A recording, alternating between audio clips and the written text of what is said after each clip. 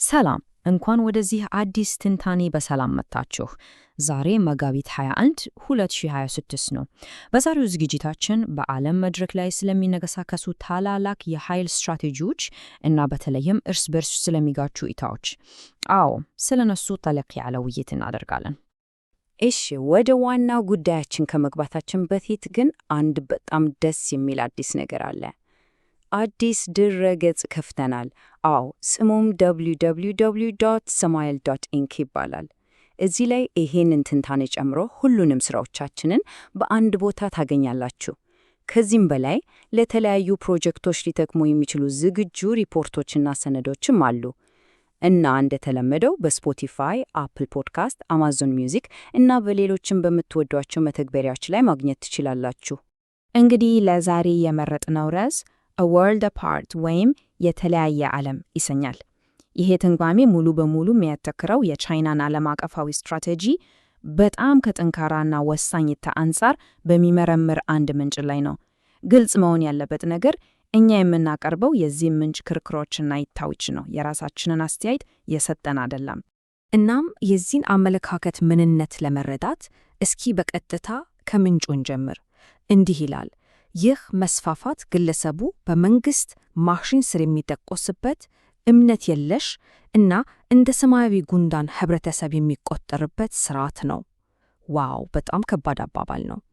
ይህ እንግዲህ ከመጀመሪያውኑ የምንመረምረው አመለካከት ምን ያህል የከረረ እና ያልተደባበቀ እንደሆነ ግልጽ ያደርግልናል።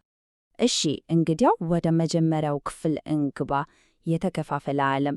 በዚህ ክፍል የምንመረምረው ምንጭ ይሄንን ግጭት እንዴት እንደሚቀርጸው እናያለን። ዋናው ነጥብ ይሄን ነው። ትግሉ የፖለቲካ ወይም የወታደራዊ ብቻ አይደለም፣ በመሰረቱ የርዕዮተ ዓለም ግጭት ነው ይላል። ይሄንን ትንሽ እናብራራ። ምንጩ ዋና ክርክር የሚያጠነጥነው በሁለት ፍጹም ተቃራኒ ዓለማት መካከል ባለው ልዩነት ላይ ነው። በአንድ በኩል በግለሰብ ነፃነት እና በክፍት ማህበረሰብ ላይ የተመሰረተውን ነፃው ዓለም እናገኛለን። በሌላ በኩል ደግሞ ግለሰቡ ለመንግስት መሰራት ብቻ ሆኖ የሚያገለግልበትን የሰማያዊ ጉንዳን ህብረተሰብ ብሎ የሚጠራውን ስርዓት ያስቀምጣል። እንደ ምንጩ እምነት እነዚህ ሁለቱ አብረው ሊኖሩ በፍጹም አይችሉም። አሁን ደግሞ ወደ ሁለተኛው ክፍል እናልፋለን፣ የኢኮኖሚው የጦር ሜዳ።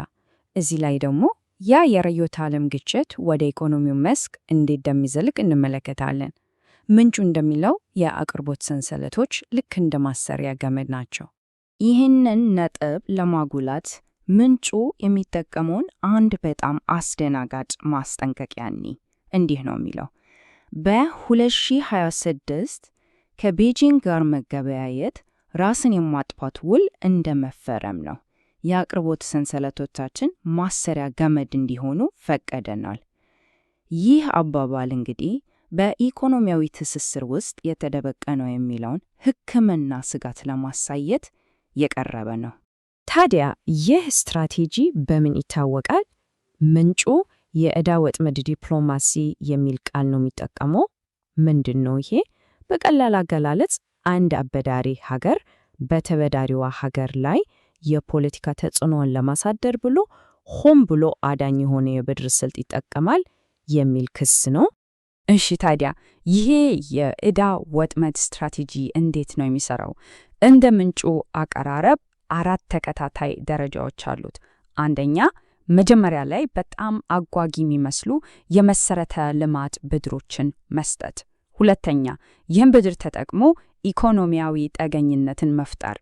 ሶስተኛ፣ ቀስ በቀስ የሀገሪቱን ሉዓላዊነትን መሸርሸር እና በመጨረሻ 4ኛ ደረጃ ላይ ይህ ሁሉ ነገር የፖለቲካ ቁጥጥርን ለማስፋፋት ያገለግላል። ከዚህም በላይ ምንጩ ይህንን ስትራቴጂ ለማስፈጸም የሚያገለግሉ የኢኮኖሚ ትሮጃን ፈረሶች ብሎ የሚጠራቸው ነገሮች አሉ ይላል። ለምሳሌ እንደ ኤሌክትሪክ መኪና ባትሪዎች፣ ብርቅዬ ማዕድናት እና ሌጋሲ ቺፖች ያሉ ወሳኝ ቴክኖሎጂዎችን መቆጣጠር። ይሄ ብቻ አይደለም። በኮርፖሬት ኩባንያዎች ሽፋን የመንግስት ሰለላ ማካሄድ እና የዲጂታል አምባገነንነትን ማስፋፋትም የዚሁ ስልት አካል ናቸው ተብሎ ይቀርባል። እስካሁን ስለ ኢኮኖሚው አውርተናል።